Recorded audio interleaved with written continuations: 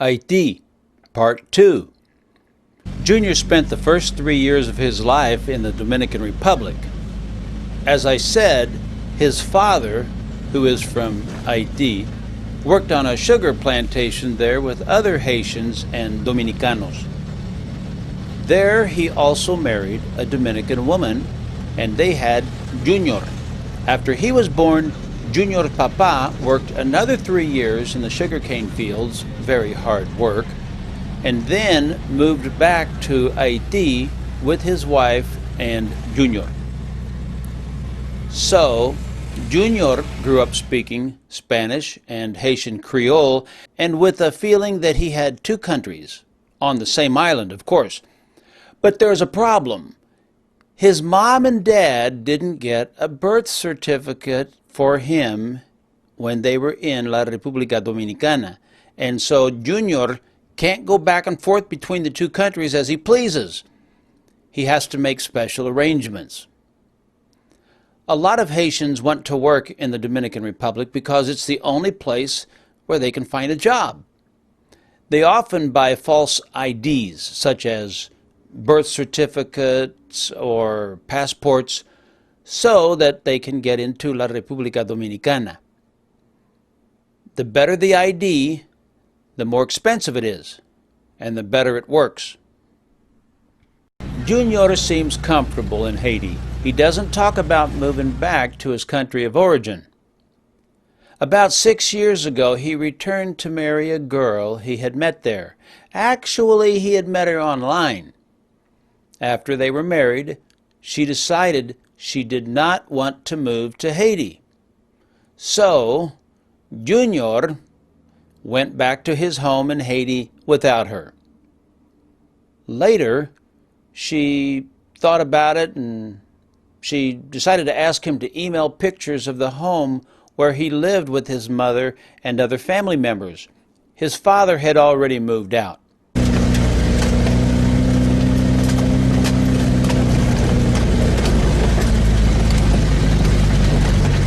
Junior sent his wife some pictures, and she was turned off by the poverty, what you see here. Junior never heard from her again. She was poor too, just not as poor as he was. Junior's home looks like the ones you see in this lesson. I asked a couple of Haitian men how Haitians feel. They said, "What do you mean?" I said, "Well, are they happy? Are they sad?" Both of these guys in different conversations, they were not together when I asked them, they gave me the same answer. They said, they're not sad and they're not happy.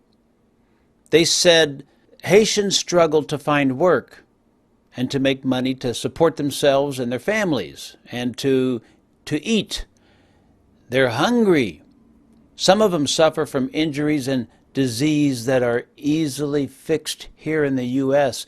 People in Haiti die from simple problems that people almost never die from in the U.S.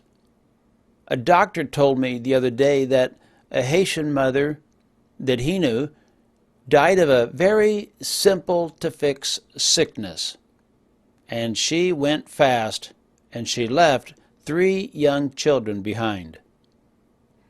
Most Haitians eat 1 meal a day. I asked Junior how his meals went. He said, "I usually have a cup of chocolate in the morning. In the afternoon, my mom makes rice and beans." Then he said, "If there's money, if we've got some extra money, in the evening, we have a kind of a corn sauce." Let's examine what he said. How many meals are we really talking about? If you have a cup of chocolate in the morning, rice and beans in the afternoon, and a kind of a corn sauce in the evening, if there's money for it, doesn't that look like 1 meal? That certainly does look like one meal in the United States. The truck Junior is driving is called a tap-tap. There are lots of tap-taps in Haiti. They are used to haul people and products from a farm or from a store, anything that people want to pay for. It's like a big taxi. So these are called tap-taps. Junior does not own this tap-tap. Some woman owns it. She gets 3/4 of what he makes as he picks riders up and takes them to wherever they're going. And as long as the tap-tap keeps running, Junior makes a living. If a part goes bad, he prefers to fix it if he can, sometimes with the help of friends who are pretty good mechanics. This way he keeps the tap-tap moving and he's able to keep picking up passengers. He said the woman who owns the tap-tap does not trust him to repair the tap-tap and that she would prefer to spend more money to have a professional fix the vehicle. But Junior wants to keep driving. He doesn't want to wait and see how long it takes to get the thing back into action.